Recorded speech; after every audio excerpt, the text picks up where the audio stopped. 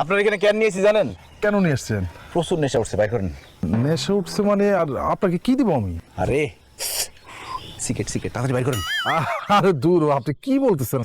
আমি এসব cigarette ticket খাই না। ধর মিয়া, তাহলে তো আপনার লগে জমবই না। আমি তো ভাবছি আমার দুলা ভাইবো সারাদিন সিগারেট খাইবো, প্যাকেট কার্টুন সব তার লগে থাকবো। আমি মামার গে কই আহি যে এই বিয়ে হইব না। আরে না না না ভাই, আপনি কই যেতেছেন?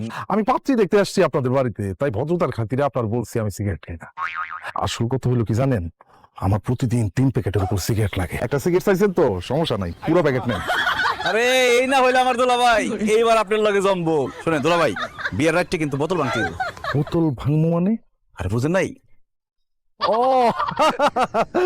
আরে কোনো সমস্যা নাই, আমি ফরেন নিয়ে আমু পুরো 1 কেস। আরে 4-5টা বোতল কি? আপনারা শালা সম্বন্ধীরা যদি আমার বিয়েতে মৌজ মাস্তি না করেন তাহলে কে করবো? তার মানে আপনি সিগারেটও খান, মদও খান? মিয়া আপনি তো খুব খারাপ মানুষ। এতক্ষণ আপনার চেক করার লিগে, কথা বাইর করার লিগে মিছা কথা বললাম। আমি সিগারেট মদ কিছুই খাই না।